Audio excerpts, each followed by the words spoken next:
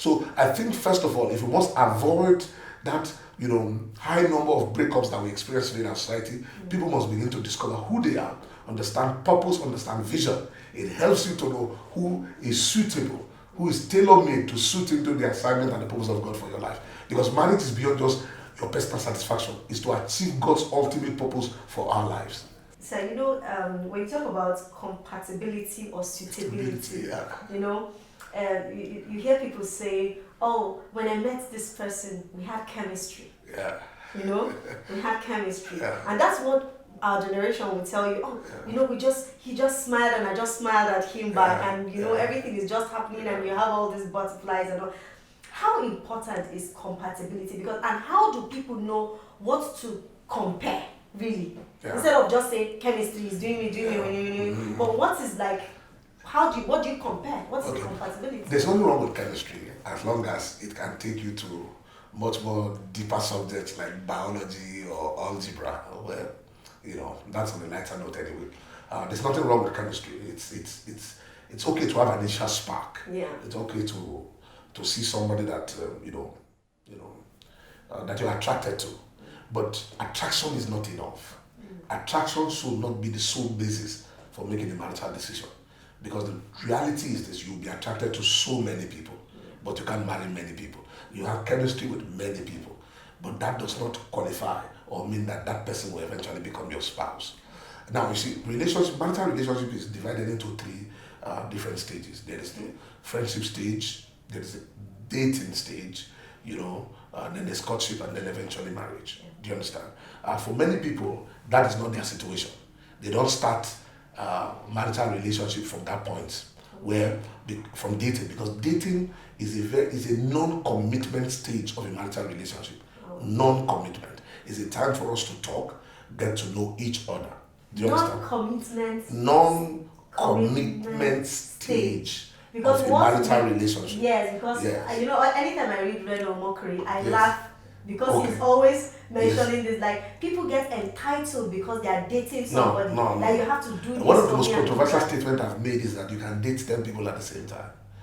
Yes, wow. You can. Yeah, you can. It's very controversial because in this part of the world, our definition of dating is actually twisted.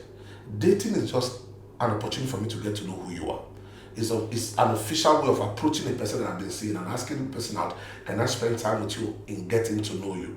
And so it's possible for me to get to know you, and I find things that I cannot live with, but just talking with you. Yeah. You understand? Yeah. Let me give you a very practical example. For example, in dating, I can find that our visions are not compatible.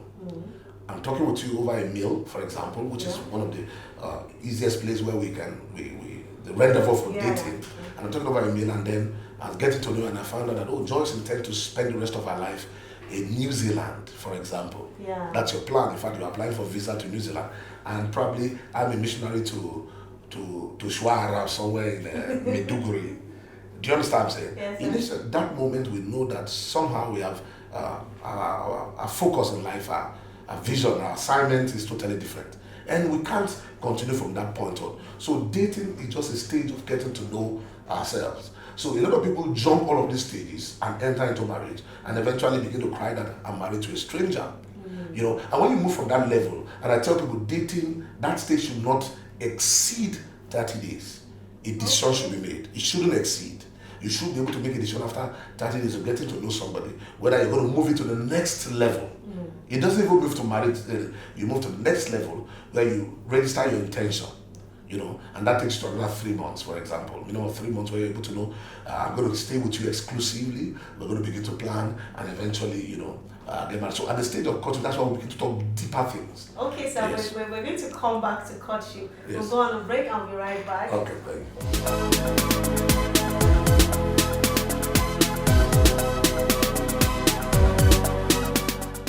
Welcome back. It's still on Right On with Joyce, and we were just discussing the different stages of relationships. You were talking about dating, and the next stage is courtship. And then so, marriage. What are we expected to do during courtship? Okay, like I said, one of the most controversial statements I've made is that you can date multiple persons at the same time. Okay. Basically because I want to hear the feedback from Nigerians when you say Yeah, it. because most Nigerians have a very erroneous, Thinking.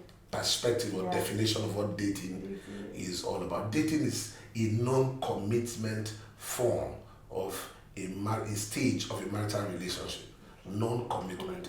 It's just a stage or a type of relationship where we just get to know each other, and it's basically something that can end even from day one. In other words, we go out and we talk about each other and realize that we're not comparable, we're not compatible, we're not suitable for each other. To move to the next stage, there's no need dragging it. I've seen people who have dated so-called for 3 years. That is terrible. Like somebody said something that how can you be in relationship for 5 years without definition? Is your relationship ASU strike or ASU as the case may be? So dating is a non-commitment stage of a marital relationship. And so it's possible to go out on a date with somebody today and go out on a date with somebody tomorrow. The intention is to get to find somebody that you can take to the next stage of a marital relationship. And so for many people, they don't live that stage. And I tell people it shouldn't exceed that stage of a marital relationship shouldn't exceed 30 days. In 30 days, you'll be able to tell whether I can move this person or this person is suitable for me or compatible with me to move to the next stage of relationship where some level of commitment is demanded. Okay. You understand? Yeah. And so when you move to the next level where some form of commitment is demanded, that's when we become much more intimate in terms of the things we talk about. We become much more deeper. Yeah. We start making plans. And that also is a stage that should not exceed 90 days, as it were. Wow. Minimum. That at that time we should be able to tell if we are going to move to the next stage. Okay. At that time, I should be able to know whether it's okay for me to know, am I going to spend the rest of my life with this person or not? If we're able to have that understanding and approach marital relationship as serious business, because marriage is big deal, like I often say. It's big deal and must be approached with so much seriousness, with so much commitment. So in that number of months or days, you should be able to tell, can I spend the rest of my life with this person? You understand? And I'm not insisting it must be exactly that 90 days, but when I use 90 days, I just say that to wake people up to realize that you need to demand and ask for it, and also show the commitment that might lead to the next level of a marital relationship. If it happens now, even after 3, 4, 5 years, you hear men saying that this lady is desperate, because that is always on that side. You keep hearing they are desperate. Why? It's just 2 years. We've just been together for 2 or 3 years. They are desperate. The problem is this. You see, the years do not really matter. What frustrates many people is that they are in a relationship that is not defined. Oh, yeah. They are in a relationship they are not sure of where it is going. Now, if you are traveling, a person that is in a relationship that is not defined is like a man traveling in the middle of the night with his headlights off. You understand? There is a journey, there is a destination, but you can't drive like that with your headlight off. So if many people can define that, okay, this person, our relationship is going to end in marriage. There's a definition, and probably it is time framed. It's timed.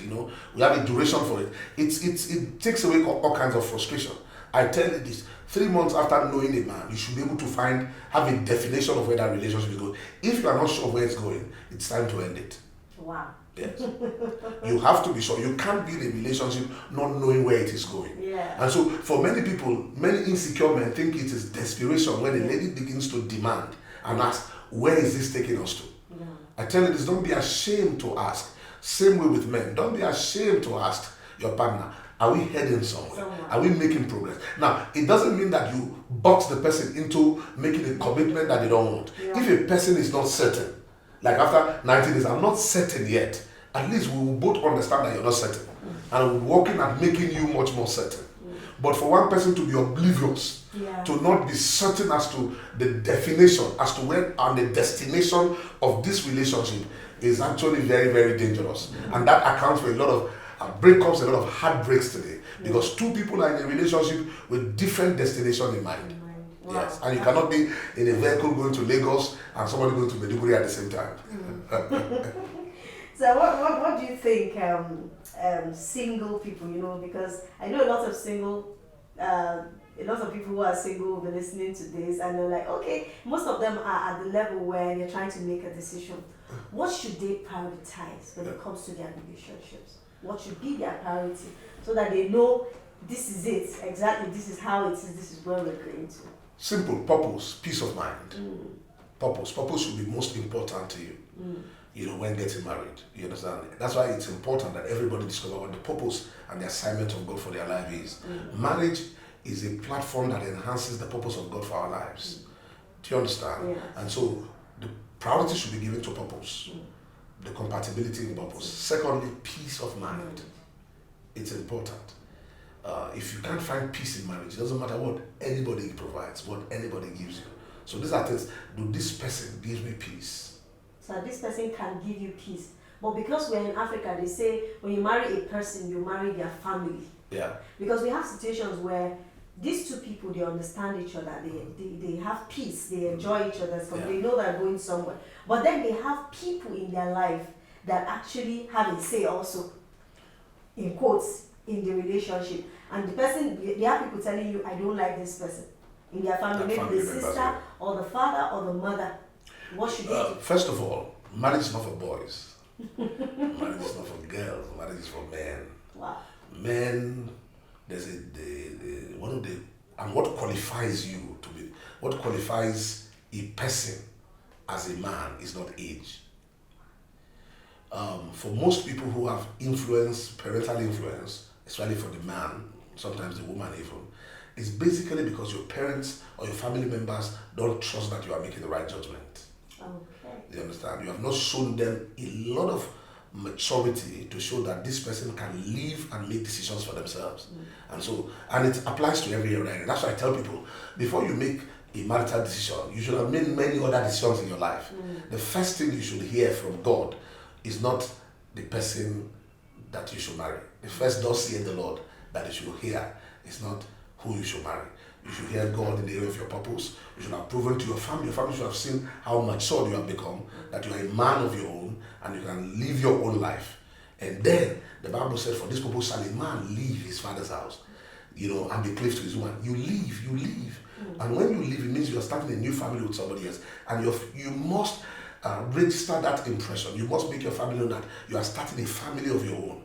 As much as you love them, no disrespect for them. I tell couples, never disrespect your extended families. Love them, respect them, and invariably they will also respect and love you. There will not be undue influence. Couples should not give the permission to their extended families to be unduly influential in their marriage. It actually will wreck a lot of things in that home.